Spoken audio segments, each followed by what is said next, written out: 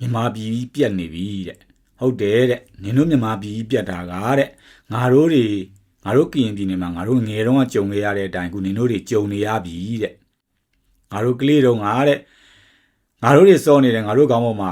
ကြည်စံတွေတရှိရှိနဲ့ပြေးနေတာတွေလူသေးလောင်းတွေချောင်းထဲမှာမျောလာတာတွေနေရာအနှံ့မှာတခါတည်းလူတွေသေးနေတာတွေကိုအချင်းချင်းတွေတောင်မှဘာမှမဟုတ်ဘဲနဲ့လူငယ်ချင်းချင်းခိတာလူပြီးတော့ရံဖြစ်ယုံလေးနဲ့တင်မှအသက်ခံရတာတွေတဲ့ကြုံခဲ့ရတယ်တဲ့အဲ့ဒီလိုလှုပ်တာကိုဘယ်သူလဲဆိုတာတိပါရတဲ့တောင်မှလက်နက်ကင်ထားတဲ့လူတွေနဲ့ဆက်နေလို့ဆိုပြီးတော့ဘာမှမလုံးနိုင်ဘူးတဲ့သူတို့တွေကတော့ခုချိန်တည်းအောင်အေးစစ်စစ်လွတ်လွတ်လပ်လပ်ပဲတဲ့ပျော်ပျော်ရွှင်ရွှင်သွားလာလောက်ကင်နေကြတာပဲတဲ့ကိုရီဘက်ကတော့ဒီလိုမျိုးတည်သွားတဲ့ဥစ္စာကအော်တည်သွားပြီပါလားဆိုတာလေးနဲ့ပဲကျင့်နဲ့နေခဲ့ရတဲ့ဘဝတွေတဲ့ခုအဲ့ဓာတွေကနင်တို့မြန်မာနိုင်ငံပြောတဲ့ဗမာတွေပေါ့လေဗမာတွေထဲမှာလည်းကြုံနေရပြီတဲ့အဲ့ဓာတွေကငါတို့ကကြုံငယ်ဘူးပြီဆိုတော့ပြောရမယ်ဆိုလို့ရှိရင်တဲ့ခုလက်နက်ကင်ထားတဲ့လူတွေကတဲ့နောက်လည်းပဲလက်နက်ကင်ပြီးတော့ဒီလိုပဲလှုပ်ရှားနေကြအောင်ပါတဲ့ငါတို့ဘက်မှာဆိုလို့ရှိရင်အစတုန်းကတော့သူတို့ပဲဒီဗမာစစ်တပ်ကိုတိုက်မယ်နဲ့ဆိုပြီးလက်နက်ကင်နေနောက်လားစာတွေရလာတယ်သူတို့မိသားစုတွေသူတို့မျိုးရိုးတွေချမ်းသာသွားတယ်တဲ့အာနာတွေရလာတယ်သူတို့ကလူတွေပေါ်မှာဘိုးကျလာတယ်ပြီးတဲ့ခါကျတော့သူတို့ပဲဒီစစ်သားတွေနဲ့အတူတူလက်ဖေးဆိုင်မှာအတူတူထိုင်ကြတယ်တဲ့အဲ့ဓာတွေကနင်တို့ဗမာနိုင်ငံမှာခုအိုက်တိုင်းနေဖြစ်လာနေပါပြီဟဲလို့ဆိုတာကျွန်တော်ကိုကရင်အမာကြီးတယောက်ကနေပြီးတော့ပြောပြတယ်အဲ့ဒီတော့သူဆိုလိုချင်တာကခုကျွန်တော်တို့ဗမာတွေလည်းပဲခုပါသုံးလုံးနေရာတွေယူလာတယ်အာနာတွေပါဝါတွေယူလာတယ်နောက်ပိုင်းကျရင်သူတို့တွေကစစ်တပ်တွေနဲ့အတူတူပဲလက်ဖေးဆိုင်တွေမှာအတူတူထိုင်မယ်စကားများရန်ဖြစ်လာပြီဆိုလို့ရှိရင်တို့တက်ကလေးနဲ့ဝိုင်းပစ်ကြမယ်ပြီးရင်အဲ့ဥစ္စာကိုတခါတည်းသူတို့တိုက်ပွဲတွေဖြစ်နေပါတယ်ဆိုပြီးတော့ပဲအဲ့ဒီလိုနဲ့ပဲသူတို့တွေကဒီစစ်ပွဲကိုကြာရှည်အောင်လုပ်ထားပြီးတော့သူတို့ရဲ့အာဏာပါဝါတည်မြဲရေးနဲ့သူတို့ကလှုပ်ရှားနိုင်ငံရေးကိုဆက်ပြီးတော့လှုပ်ရှားနေအောင်ပါပဲအဲ့တော့အဲ့ဒါကဘာနဲ့သွားတူလဲဆိုတဲ့ခါကျတော့ကျွန်တော်ခေါင်းစဉ်တင်ထားသလိုမျိုးပေါ့နော်ခွေးယူကိုက်ခံရတာနဲ့သွားတူတယ်ဗျရက်ွက်တဲ့ကိုခွေးယူကောင်ဝင်လာတယ်ကိုလည်းမကြိုက်သေးပါဘူးဆိုတဲ့ပြီးတော့မှဒီတိုင်းနေလိုက်တာဒီတိုင်းနေလိုက်တဲ့ဥစ္စာကနေလည်းပြီးတော့တွေ့ရခွေးကောင်ကိုသူကကြိုက်လိုက်တယ်အဲ့ဒီကနေလည်းပြီးအဲ့ခွေးယူကောင်ကနေခွေးယူနှစ်ကောင်ဖြစ်လာတယ်နှစ်ကောင်ကနေသုံးကောင်ဖြစ်လာတဲ့နေရာမှာအဲ့သုံးကောင်ကနေကြိုက်တယ်ပြီးတော့မှတရွာလုံးတနယ်လုံးဒါခွေးယူယောဂကူးသွားတယ်လို့ပဲကူလည်းပဲစဉ်းစားကြည့်လိုက်လို့ရှိရင်NUG ကနေတယ်ပြီးတော့မှပထမဆုံးသူတို့အထဲထဲမှာသူတို့ခွေးယူကနေခေါင်းထောင်လာတယ်အဲ့ခွေးယူခေါင်းထောင်လာတဲ့ဥစ္စာကိုဘယ်သူကမှဘာမှမလုပ်ဘဲနဲ့ထားလိုက်တဲ့ခါကျတော့အဲ့ဒီခွေးယူကနေနီးစပ်ရာတယောက်ကိုကိုက်လိုက်မယ်အဲ့ဒီကနေတယ်ပြီးတော့သူတို့တွေနှစ်ကောင်သုံးကောင်ဖြစ်လာတဲ့အချိန်မှာဒီ NUG တစ်ခုလုံးဟာအကုန်လုံးခွေးယူကိုက်ခံရတယ်လို့ဖြစ်နေပြီးတော့မှတွေ့ရမဲမြင်ရတွေလိုက်ကိုက်ပြီးတော့သူတို့အတွက်ပဲသူတို့တွေဖြစ်သွားတယ်အဲ့ဒီရဲ့ effect ကနေဘယ်လောက်တောင်တက်လာလဲဆိုတော့နောက်ပိုင်းကျတော့သူတို့နဲ့သဟဇာတမဖြစ်တဲ့သူတို့ပြောသမျှတွေမလုပ်တဲ့သူတို့ရဲ့လက်ခုပ်ထေရရေကိုဖြစ်မလာနိုင်ဘူးလို့သူတို့တွေသိထားတဲ့ဘုံနဂါးကိုသူတို့တွေတိုက်တယ်အဲ့လိုတိုက်တဲ့အချိန်မှာဒါဟာစပြီးတော့သူတို့တွေစီဖောက်နေပြီမဟုတ်ဘူးဆိုတာကိုသိပါရဲ့နဲ့တချို့က NUG ရဲ့လက်အောက်ခံ NUGC ကနေလည်းပြောမှပတ်စံရနေလို့လက်ဝေခံစားနေရလို့တောက်နေရလို့ဆိုပြီးတော့ NUG ကိုထောက်ခံပေးတယ်တချို့ကじゃအဲ့ဒီလိုမဟုတ်ဘူးသူတို့ကလည်းပဲ PDF ပဲဘုံနဂါးဒီလိုမှန်တယ်ဆိုတာလည်းသူတို့ကသိတယ်ဒါပေမဲ့သူတို့တွေနဲ့တူတူတိုက်ခဲ့တဲ့နေရာမှာဘုံနဂါးကအင်တာနက်မှာတွေရောတခါတည်းနိုင်ငံကျော်လာတယ်တကယ်ဟိုပြည်သူရဲ့ထောက်ခံမှုတွေတော်တော်လေးရလာတဲ့အချိန်မှာဗမာလူမျိုးတွေရဲ့စိတ်ဓာတ်ပေါ့ဗျာဒါကျွန်တော်ဗမာစစ်ပါပုံမှန်လင်းပြောရရင်ဗမာလူမျိုးတွေကတယောက်နဲ့တယောက်အင်တန်မှကိုမနာလိုမှုဝန်တိုမှုလည်းအင်မတန်များပါတယ်ဒါကဘာဖြစ်လို့လဲဆိုတဲ့အခါကျတော့ကျွန်တော်တို့ငယ်ငယ်ကလေးကမှနိုင်ငံတော်ကနေတည်းပြီးတော့ခေါင်းဆောင်တွေကနေဘယ်တော့မှစီလုံးဖို့ဆိုတော့တင်မပေးဘူးသူတို့တွေကကောင်းတဲ့ဟာတွေနဲ့အမုန်းတရားတွေနဲ့အဲ့လိုမျိုးတွေပဲတင်ပေးခဲ့တဲ့အတွက်ကြောင့်မြန်မာနိုင်ငံမှာကြီးပြင်းလာရတဲ့စစ်ကောင်စီရဲ့လက်အောက်ကနေတည်းပြီးတော့မှကြီးပြင်းလာရတဲ့လူငယ်တွေကလူကြီးတွေဖြစ်လာတဲ့ထီအောင်ကိုပြန်ဆန်းစစ်ရမှာမျိုးတွေစီလုံးမှုတွေတယောက်နဲ့တယောက်လက်တွဲရိုင်းပင်းကူညီရမယ်ဆိုတာမျိုးတွေနော်အင်မတန်မှကိုနဲတယ်စာရီထဲမှာလည်းသိကြတယ်ဗမာတွေကလေတကယ်ကိုသိတယ်ဒါပေမဲ့ဘယ်တော့မှလိုက်မလုပ်ဘူးပြောမှသိထီမနာတာမနေတေမခင်ဤလေးအင်လူတွင်မကျင့်ရာဆိုတာမြန်မာနိုင်ငံသူနိုင်ငံသားတော်တော်များများသိတယ်ဒါပေမဲ့လို့အဲ့ဒီထဲကအတိုင်းကိုမကျင့်ရာဆိုတဲ့ဟာကိုသူတို့တွေကလိုက်ကျင့်တယ်ပြောမှသိတယ်သူ သူတို့ကိုထိမှနားတယ်သူတို့ကတာတဲ့နေရာမှာနေတယ်သူကတေးပြီးဆိုတော့မှငိုကြတယ်ခင်ကြတယ်ဒီလူနဲ့ငါနဲ့ဘယ်လိုရင်းနှီးတာဘယ်ညာဆိုတဲ့ပြီးတော့မှလိုက်ပို့တဲ့နေရာမှာဟီဟီဟာဟာနဲ့လိုက်ပို့ကြတယ်အဲ့ဒီတော့မလုံးရဘူးဆိုတဲ့ဟာတွေကိုသူတို့လှုပ်ဖို့ရာအတွက်လမ်းညွန်အနေနဲ့သူတို့ကတုံးတယ်ဒါကလူယုံမာတွေရဲ့နီးကိုလိုက်လုပ်ပြီးတော့မှလူယုံမာဖြစ်လာမှသာလျင်သူတို့တွေကမြန်မာနိုင်ငံမှာလူရန်စေးတယ်ဆိုတဲ့အယူဝါဒကိုဖြစ်လာတာအဲ့ဒါကကျွန်တော်ခဏပြောနေတယ်လို့ပဲဘယင်ကိုဖြိုချပြီးတော့ဘယင်ယူတယ်ဘယင်ကိုဖြိုချလို့မရဘူးဆိုရင်ဘယင်ကိုကပ်ဖားရဖားလုပ်ပြီးတော့မှအမတ်နေရာမျိုးသားနေရာယူပြီးတော့မှအဲ့ဒီလိုရုပ်မာဖို့ဘယ်လိုရုပ်မာရမလဲဆိုတာကိုပဲလိုက်လံကျင့်သုံးတယ်ဆိုတဲ့အယူအဆအတွေးခေါ်ဟာဗမာလူမျိုးတွေရဲ့မွေးရပါတည်းသွေးထဲမှာသားထဲမှာတင်တခါတည်းပါလာတဲ့မကောင်းတဲ့စိတ်ဓာတ်လို့မကောင်းတဲ့အယူအဆအဲ့ဒါတွေကိုကျွန်တော်ကပြောချင်တာပြောရရင် gene genetic တွေပေါ့ဗျာအဲ့ဒီတော့ခု NUG ရနေတဲ့ပြီးတော့မှဘုံနဂါးကိုအဲ့လိုတိုက်တယ်အဲ့ဒီတော့ကဝိုင်းပြောကြတဲ့နေရာမှာဘယ်သူမှမပြောကြဘဲနဲ့ငြိမ်နေလိုက်ကြတဲ့နောက်မှာတယောက်ပြီးတယောက်ကိုသူတို့တွေလိုက်လို့တယ်အဲ့ဒီလိုပဲတိုက်တယ်ကြည့်လိုက်နော်ဒီ NUG ရဲ့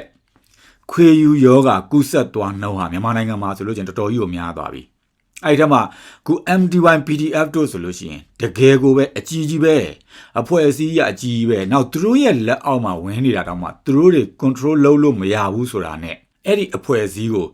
ပျက်စီးသွားမှလားဆိုတာမျိုးတွေနိုင်ငံတစ်ခုလုံးရဲ့ဘလောက်ထိအောင်တက်ရောက်သွားမှာလဲဆိုတာသူတို့တွေမသိဘူးသူ့လူတွေနဲ့အစားထိုးဖို့ကြိုးစားတယ်အဲ့ဒီလိုအစားထိုးဖို့ကြိုးစားရတဲ့နေရာမှာသူတို့တွေရွှေ16ပိတ်တာဆိုပြီးတော့ပြောတယ်အဲ့ဒီ16ပိတ်တာကိုလည်းပဲ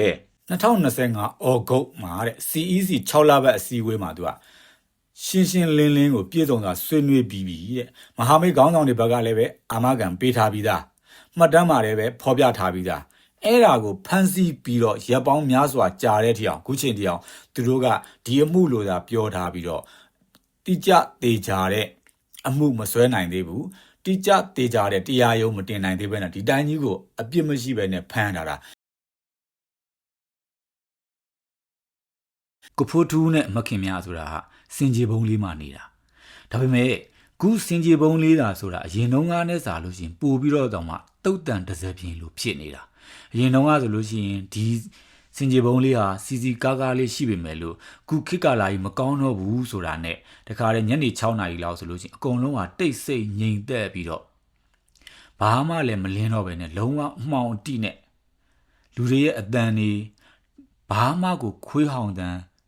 လမ်းလျှောက်တန်ဘာမှမကြားရတော့အောင်ကိုတိတ်ဆိတ်ငြိမ်သက်သွားတာ။အော်စောစီစီညနေ6နာရီလောက်တောင်မှညတကောင်ကြီးလိုမျိုးခံစားရလောက်အောင်ထီအောင်ကိုတိတ်ဆိတ်သွားတဲ့ဒီစင်ကြေဘုံရက်ကွက်ကလေးမှာမခင်များအိတ်မရဘူးဖြစ်နေတယ်။အဲ့ဒါနဲ့သူကဲအိတ်လို့လည်းမရပါဘူးလေငါဆေးလိတ်လေးအိမ်အောက်ဆင့်တောက်လိုက်ပါအောင်မယ်ဆိုပြီးတော့သူ့ရဲ့အိမ်လေးတဲကနေသူထွက်လာတယ်။ထွက်လာတဲ့အချိန်မှာအိမ်ရှိကပြင်းမှာသူ့ယောက်ျားကိုဖိုးထူးဟာအိမ်နေတယ်မီးအောင်လေးမှုံပြပေါ့လေသူထွန်းထားတာသူတို့တွေရဲ့ပိုင်ဆိုင်မှုတွေအတိုင်းပဲ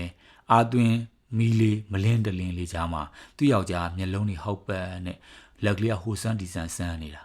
အဲ့ဒါနဲ့ဒီမှာပါတော့ဆိုပြီးတော့သူကဘေးမှာရှိတဲ့ဟာလေးကိုသူကသူ့လက်ထဲကိုထည့်ပေးလိုက်တယ်သူ့လက်ထဲထည့်ပေးလိုက်ပြီးတော့သူစိတ်လိတ်ကလေးနဲ့ဘေးလေးမှာထိုင်ပြီးတော့တောက်နေရင်နဲ့ဖကြမ်းစိတ်လိတ်ကလေးကိုဖွာရင်းနဲ့သူ့သားကိုသွားတတိရတဲ့ခါကျသူငိုချင်းတလူလူတောင်ဖြစ်လာတယ်ဒါလည်းတကယ်တော့သူတို့တွေရဲ့အမှားလို့ပြောလို့မရဘူးပေါ့နော်ဒါပေမဲ့သူ့ယောက်ျားကတော့ဒါသူ့ရဲ့အမှားလို့ပြောပြီးတော့သူကခုလိုမျိုးအိပ်ရတဲ့ကိုဘုံလဲသွားတာသူအမြဲတမ်းပြောတဲ့စကားရှိတယ်ဟိုဘက်တွေကနေသွားတော့ကသူတို့တွေထိုင်းကိုသွားတော့ကငါသားလေးကိုသူတို့နဲ့ငါထည့်ပေးလိုက်ရမှာ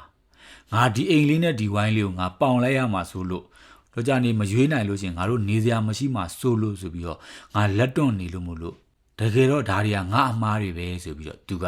အဲ့ဖုန်းလေးကိုရင်ဘတ်ကလေးပေါ်တင်ပြီးသူခဏညီးတတ်တယ်အဲ့လိုညီးနေနဲ့မှသူကနေတာတကယ်တော့အဲ့ဒီနေကိုပြန်ပြောရမယ်ဆိုလို့ရှိရင်စီဝါကြီးလေးမျိုးတဲကိုတွားလုပ်တယ်လုံရင်းထဲမှာသတင်းကြီးတွေကြားလာလို့ဆိုပြီးသူပြန်လာပြီးတဲ့ခါကျတော့သူသားကိုသူတို့တွေလိုက်ရှာကြတယ်ပေါ့နော်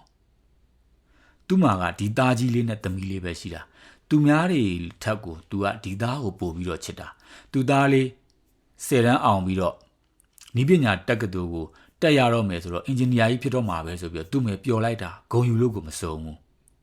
ပြီးတဲ့ခါကျတော့သူသားကိုဖုန်းလေးတစ်လုံးဝယ်ပေးတယ်ငါသားဒီဖုန်းလေးနဲ့မင်းအဖေကိုဆက်တော့အမြဲတမ်းရေးကြုံလာရင်အဖေဖုန်းဆက်လို့ရှိရင်လည်းမင်းကင်တော့သူပါသူသမီးလေးကပြောတယ်ဖေကသမီးကြတော့သူသမီးမဟုတ်တဲ့အတိုင်းပဲဝယ်မပေးဘူးဆိုတော့ဝယ်ပေးမှာပေါ့ဆိုပြီးတော့ဒီလိုပဲသူ့မေကမခင်များကနေသူသမီးကိုပဲချော့မော့ထားရတာအဲ့လိုမျိုးသူသားကလည်းပဲသူ့ဖေကိုအင်မတန်ချစ်တယ်ဒီဖေနဲ့ဒီသားနဲ့ကအင်မတန်မကိုလည်းချစ်ကြတယ်ရင်းနှီးကြတယ်အဲ့ဒါကြောင့်မို့လို့အဲ့ဒီနေ့ကသူအဲ့သတင်းတွေကြားပြီးတော့ကြရမှာသူသားနဲ့ပတ်သက်တဲ့သတင်းတွေသူလိုက်စုံစမ်းတယ်ဘယ်မှသူစုံစမ်းလို့မရဘူး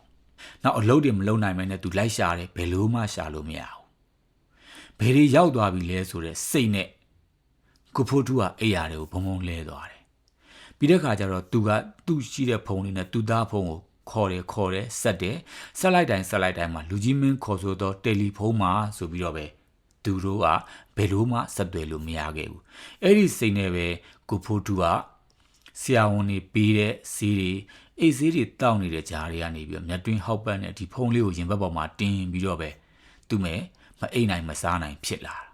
ဆရာဝန်တွေပြောတော့လေဆရာဝန်တွေကဒါစိတ်နဲ့အဓိကဆိုင်ပါတယ်ဗျာစိတ်ပျော့အောင်ထားပါဆိုပေမဲ့သူ့ကိုစိတ်ပျော့အောင်ဘယ်လိုထားမလဲသူသားအကြောင်းကိုသူစုံစမ်းလို့မရတော့ဘူးဘယ်မှာနေမှလည်းမသိဘူးဘာဖြစ်သွားပြီလဲဆိုတာလည်းမသိဘူးဖုံးဆက်လို့လည်းမရဘူးဖေးတယောက်အနေနဲ့သူချစ်တဲ့သားလေးသူ့ဘဝရဲ့မျှော်လင့်ချက်သူ့ဘဝရဲ့အနာဂတ်ကြယ်ပွင့်လေးသူဘယ်လိုစိတ်နဲ့ခံစားလို့ရမလဲတရက်တော့သူကပြောတယ်ငါမိကနေအိပ်ပျော်သွားတယ်တဲ့အဲ့ထဲမှာလည်းငါသားနဲ့ငါတွေ့ခဲ့တယ်တဲ့ငါသားကပြောတယ်တဲ့ဖေဟာကြယ်ရီများကြွေလိုက်တာတိလာဖေကြယ်ရီအရန်ကြွေတာပဲဒါမှမပူပါနဲ့ဖေဟာတဲ့အဲ့ဒီကြယ်ရီကြွေတိုင်းဆူတောင်းလို့တော့ကျွန်တော်တို့လည်းဆူတောင်းနေရတာပါပဲတဲ့ကျွန်တော်တို့အိမ်ကိုကျွန်တော်တို့ပြန်ရတော့မှာပါဖေတဲ့ကျွန်တော်ကိုခဏတော့စောင့်အောင်ဖေဟာတဲ့ကျွန်တော်ပြန်လာမှာပါတဲ့ဟိုနားမှာလေးတဲ့တပြေခင်းကြီးတပြေပင်ကြီးရှိတယ်မို့လားတဲ့အဲ့ဒီတပြေပင်ကြီးကတပြေညွန့်တပြေကကလေးတွေကိုကျွန်တော်ချိုးပြီးရင်ကျွန်တော်ပြန်လာခဲ့ပါမယ်အဖေလို့သူကပြောတယ်တဲ့အေးကွာတဲ့ငါလည်းတဲ့သူပြောတာတွေအကုန်လုံးကိုတော့နားမလည်ပါဘူးလို့သူမိမနဲ့သူသမီးကိုသူကပြန်ပြောနေတယ်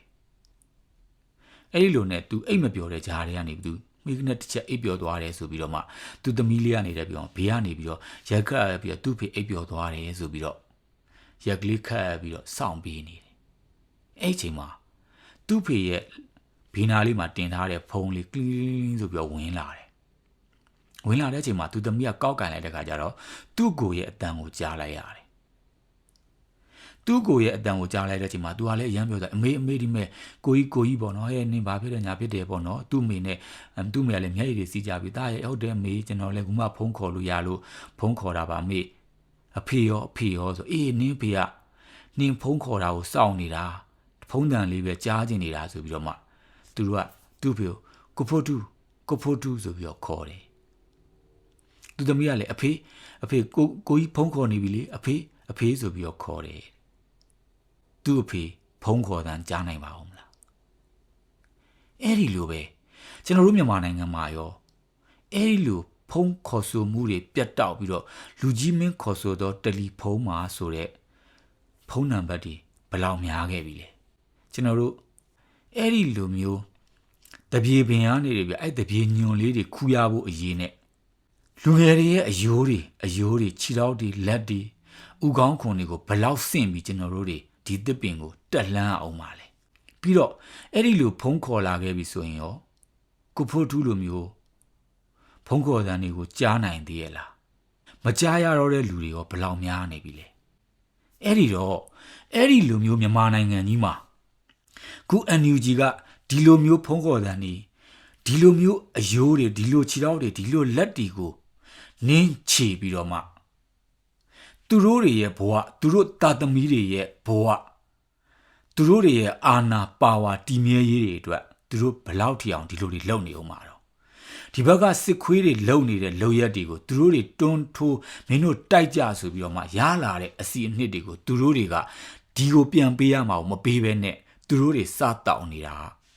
စစ်ခွေးတွေနဲ့ဘသူကပို့ရုံမှာလဲလို့ပြောရင်ကျွန်တော်လွန်တယ်လို့ကျွန်တော်ရဲ့အမျိုးကြီးထင်မလားစဉ်းစားကြည့်အောင် သူတို့တွေရဲ့အာဏာပါဝါတည်မြဲရေးအတွက်သူတို့တွေဘာလုပ်လဲဆိုဘုံနဂါးကိုဖြုတ်ချတယ်ငါနဲ့မတူငါရန်သူဆိုတဲ့စိတ်နဲ့ဘုံနဂါးကိုတိုက်တယ်ကိုဘက်ကအချင်းချင်းလို့လက်ခံထားတဲ့လူကိုမှလက်နက်မျိုးစုံနဲ့တကယ်ကိုရန်သူကြီးတယောက်ထက်ကိုစိုးတဲ့ရန်သူလိုမျိုးလုံးရင်းနဲ့တိုက်ခဲ့တယ်ဒါတွေကိုဒီဘက်ကနေတော်လန်ရေးဘတ်တော်သားတွေကတိပါရက်နဲ့ဒီလူကောင်းကိုခွေးယူကိုက်နေရပြီခွေးယူကိုက်ခံနေရပြီဆိုတာကိုတိပါရက်နဲ့ရင်ငုံနှုတ်ပိတ်နေခဲ့ကြတာဘာဖြစ်လို့လဲလို့မေးရင်နှစ်ခုရှိတယ်တစ်ခုက NUG ရဲ့လက်ဝေခံသူတို့တွေရဲ့အာဏာပါဝါရရှိဖို့ရာအတွက်ဘုံနဂါးတို့အဖွဲ့ကိုထိုးကြွေလိုက်တာနောက်တစ်ခုကကြတော့အဲ့ဒီလိုတော့မဟုတ်ဘူးသူတို့ကစကားမတွေကိုတိုက်နေတာချင်းတူတူပဲဒါပေမဲ့သူတို့လည်းပဲလက်နက်ကင်နေတာချင်းတူတူကိုဘုံနဂါးကိုအချင်းချင်းမတိစိတ်ကနေတယ်ပြီးတော့မှမနာလိုဝန်တိုမှုတွေနဲ့သူတို့တွေကရင်ကုန်နှုတ်ပိတ်နေခဲ့ကြတာခုအဲ့လိုရင်ကုန်နှုတ်ပိတ်နေခဲ့ကြတဲ့လူတွေတစ်ဖွဲ့ပြီးတစ်ဖွဲ့ထပ်ပြီးတော့ဒီဘက်က NUG ခွေးယူတွေကကြိုက်လာပြီဆိုတာကိုသူတို့တွေခံလာရတာကျွန်တော်ပြောသလိုပေါ့ရွာထဲကိုခွေးယူလေးတစ်ကောင်ဝင်လာတော့အဲ့ခွေးယူလေးကိုသာဝိုင်းပြီးတော့ရိုက်လိုက်မယ်ဆိုလို့ရှိရင်ထုတ်လိုက်မယ်ဆိုရင်တရွာလုံးအေးအေးဆေးဆေးပျော်ပျော်ရွှင်ရွှင်နေရမှာခုတော့ငါနဲ့လည်းမဆိုင်ပါဘူးငါ့ကိုမကြိုက်သေးပါဘူးဆိုလွတ်ထားတဲ့အတွက်ကြောင့်မို့လို့ခွေးယူခြင်းကြိုက်တယ်တကောင်ကနေနှစ်ကောင်ကနေသုံးကောင်ဖြစ်လာတဲ့အချိန်မှာခုတော့တရက်ကွက်လုံးတရွာလုံးအေးအေးဆေးဆေးမနေရတော့တဲ့အခြေအနေကိုရောက်သွားတာ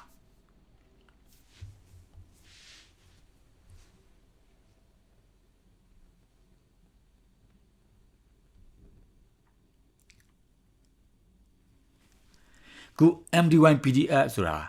ဘုံနဂါးတို့ပြီးလို့ချင်းတော်တော်ကိုကြီးတယ်လို့ပြောလို့ရတယ်အဲ့ဒါပျက်စီးသွားပြီဘာဖြစ်လို့ပျက်စီးသွားတာလဲဆိုရင်တဲ့ MDY PDF ကိုသူတို့တွေကသူတို့ရဲ့ control အပြည့်အဝမရမှာဆိုတဲ့အတွက်ကြောင့်မို့လို့ပြောရလို့ရှိရင်ဗျာဒီဘုံနဂါးတို့ဘုံမုံတိုင်းတို့သူတို့တွေကတကယ်စစ်ကိုစစ်နဲ့တူအောင်တိုက်ချင်တဲ့လူတွေဖြစ်တယ်အဲ့ဒီအတွက်ကြောင့်မို့လို့သူတို့တွေကကြတော့ခုနက EAO တွေလိုမျိုးသူတို့တွေရဲ့အာဏာပါဝါတည်မြဲရေးအတွက်ပဲဒီစစ်ကိုသူတို့ကဆွဲဆန့်ထားပြီးတော့မှအပြစ်မဲ့တဲ့ပြည်သူတွေကိုထိုးကြွေပြီးတော့မှအဲ့အယိုးတွေပေါ်မှာသူတို့ကနင်းပြီးတော့သူတို့ဘဝကိုသူတို့ကတိဆောက်ချင်တာအဲ့ဒီတော့ဘုံမုံတိုင်းတို့နေကိုနိုင်ကြီးတို့တွေကသူတို့ရဲ့ control မှုကိုအပြည့်အဝသူတို့မရနိုင်ဘူးဆိုတာသိတဲ့အတွက်ကြောင့်သူတို့ရဲ့လက်ဝေခံလုံးဝကိုသူတို့ရဲ့လက်ဝေခံလုံနိုင်တဲ့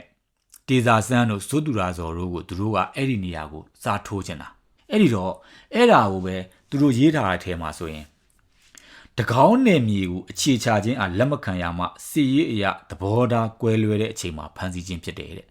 သူတို့ကကြတော့ဘာဖြစ်လို့တကောင်းနယ်ကိုစုပ်ချင်တာလဲဆိုတော့သူတို့တွေရဲ့အာဏာပါဝါတည်မြဲရေးတွေသူတို့ကလုံးဝတေချာတဲ့နေရာကိုသူတို့ကစုပ်ချင်တာဘုံမုံတိုင်းတို့ကိုနိုင်ကြီးတို့တွေကကြတော့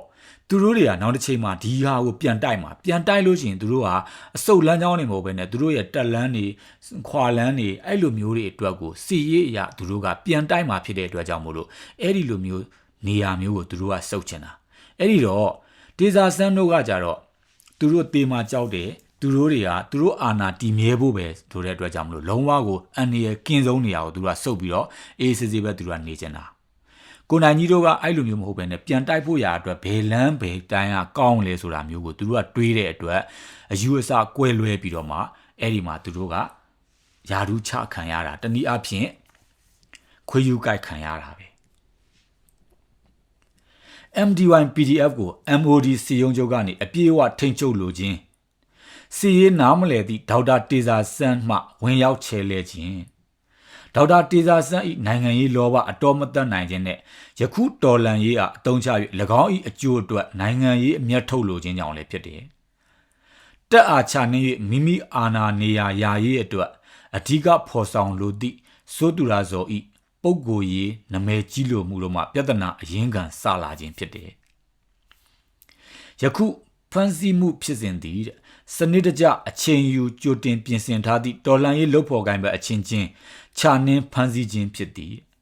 MDY PDF မှသတင်းထုတ်ပြန်မှုသည်အကြောင်းပြချက်တသက်တာဖြစ်ပြီးတမင်တကာတော်လန်ရေးအောင်မြင်စေရေးသာရှေ့ရှုလောက်ကန်ခဲ့သူတဦးအားအပုတ်ချ၍လူကုံတိတ်ခါညှိုးနှွမ်းအောင်လှုပ်ဆောင်ခြင်းဖြစ်သည်ထို့အပြင်စိတ်ကြိုက်ချေလေခွင့်ရရန်နှင့်စီရေးအရာအရေးကြီးသောလှုပ်ဆောင်မှုများကိုအောင်မြင်အောင်ဆောင်ရွက်နိုင်သူတဦးအားပြိုင်ဘက်အဖြစ်သတ်မှတ်၍အလဲထိုးအပြတ်ရှင်းခြင်းသာဖြစ်သည်တဲ့အဲ့တော့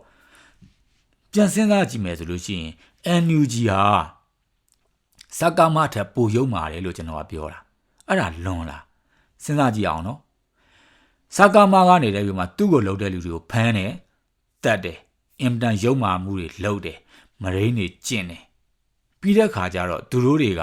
အဲ့လူတွေကိုဖမ်းလိုက်တယ်ပြီးရင်တရားသူကြီးတွေနဲ့တကယ်ကိုပဲတခါတည်းထောင်ချလိုက်တယ်ထောင်ချလိုက်ပြီလို့ရှင်လဲဘဲထောင်မှာဆိုတာကိုသိရတယ်မိသားစုတွေနဲ့တော်တော်များများကတွေ့ခွင့်ရှိတယ်ထောင်ဝင်စာတွေ့ခွင့်ရှိတယ်ပြီးတဲ့ခါကျတော့အချိန်အတိုင်းအတာတစ်ခုရောက်ပြီဟေ့ဆိုလို့ရှိရင်သူတို့ကိုပြန်လွှတ်ပေးလိုက်တယ်ဒါပေမဲ့ NUG ကနေတယ်ပြီးတော့မှသူနဲ့မတူသူ့ရန်သူဆိုတဲ့လူတွေကို तू ကဖမ်းတယ်နော်ခုဘုံဘုံတိုင်းတို့ BNR တွေကရဲဘော်တွေတို့အဲ့ဓာတွေအားလုံးကိုသူတို့တွေဖမ်းတယ်သူတို့နဲ့မတူတဲ့လူတွေအများကြီးအကုန်လုံးကိုဖမ်းပြီးတဲ့ခါကျတော့ဘယ်နေရာမှာထားလဲဘယ်တရားသူကြီးနဲ့အမိန့်ချတာလဲဘာပြစ်မှုလဲဆိုတာကိုသူတို့တွေမဖော်ပြဘူးတွေးခွင့်မရှိဘူးနှစ်ဘလောက်ကြာဘယ်အမှုမို့လို့ဘလောက်ချတယ်ဆိုတာမျိုးတွေမရှိဘဲနဲ့သူတို့တွေကသူတို့စိတ်တိုင်းကြသူတို့ပြောချင်တယ်လို့သူတို့ပါဇက်ကထွက်လာတဲ့စကားဥပဒေပဲဆိုတဲ့ဟာမျိုးနဲ့ပြောတယ်သူတို့ရဲ့လက်အောက်ခံကိုမောင်မောင်ကနေတယ်ပြီးတော့မှပြောတော့ကဟိုတနေ့ကဗီဒီယိုဖိုင်ထဲမှာသူတို့ကဒီ institution ကြီးတစ်ခုကိုအပြေအဝ